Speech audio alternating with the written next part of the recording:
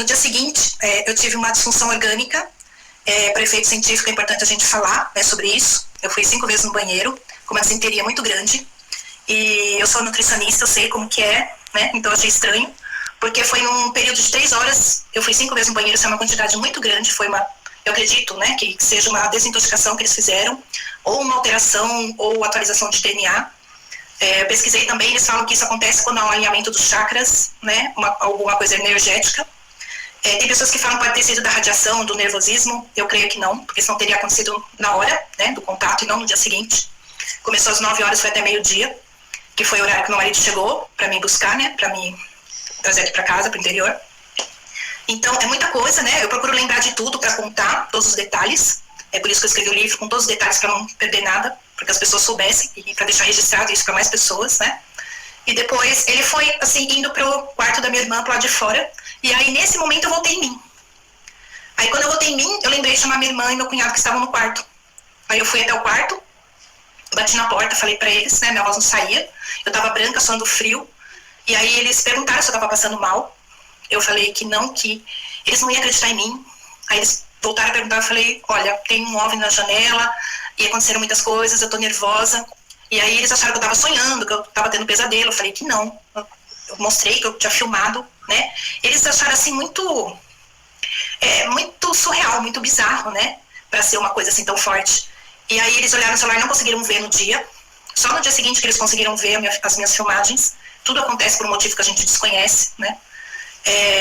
Eu costumo falar para as pessoas que eu não uso nenhum tipo de substância, né? Não, bebida alcoólica também não uso nenhuma medicação, às vezes as pessoas acham que é isso. Então, esse OVNI que eu vi também não fazia barulho de helicóptero, nem balão, nem drone, era totalmente silencioso. Eu conheço drone, eu conheço helicóptero, eu conheço avião, se fosse isso, eu saberia. Então, foi assim, uma experiência muito forte, muito impactante. Eu sei que é uma coisa muito, assim, ao nosso ver, é uma coisa muito doida, mas real, né? Tá acontecendo com muitas pessoas. E tudo começou em 2018, com uma amiga minha, que ela tinha visto um OVNI em Araçarama da Serra, e aí ela começou a conversar sobre esse assunto comigo. Porque antes eu fazia escultura em frutas, ela gostava das esculturas, a gente fez amizade assim, através da minha cunhada. E aí quando ela começou a falar de ufologia, aquilo parece que despertou uma coisa que eu já sabia, já conhecia, mas que nunca tinha pensado.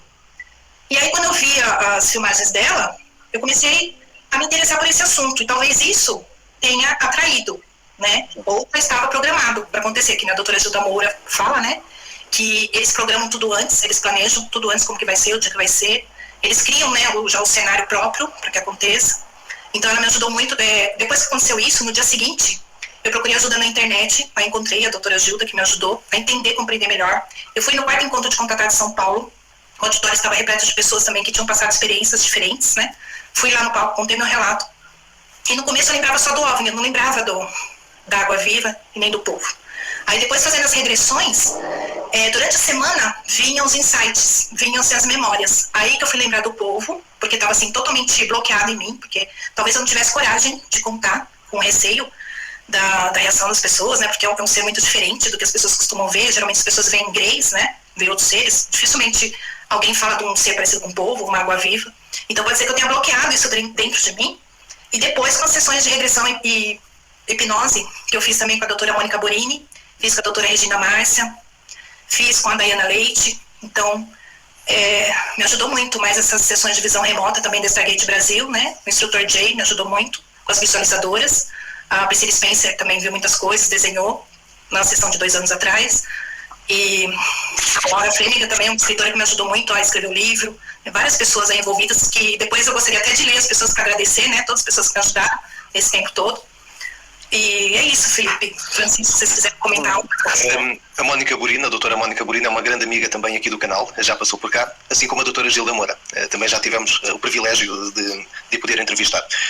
Há uma característica no seu relato, que eu acho que é um padrão comum na maior parte dos relatos, que é uma mensagem, é uma indução mental com uma mensagem de preocupação pelo planeta, pelo bem-estar do planeta e pelo bem-estar das criaturas que habitam o planeta. Portanto, há como que, de uma forma geral, nestes casos de encontro de 4º tipo, há esta consciencialização para o que podemos estar a fazer de irreversível ao planeta. Como se, de alguma forma, pudessem ter conhecimento daquilo que se passará num futuro longínquo e nos viessem avisar para não cometermos determinados erros. Ou então, se quisermos ir mais longe nesta especulação, ser o homem do futuro a avisar o ser humano do passado, mas isto poderá ser um pouco rebuscado entrar por este caminho, mas é uma reflexão interessante de se fazer. A Mara tinha partilhado connosco aqui um pequeno vídeo ilustrativo do som que ouviu também. Eu acho que era interessante nós exibirmos para as pessoas poderem ter uma imagem mais visual também daqui. Eu tentei reproduzir um som com apito, com aqueles apitos que tem a bolinha dentro, que é muito parecido, só que era muito tecnológico. Assemelha-se muito a um apito de árbitro de futebol, quase. Isso, exatamente. Vamos escutar.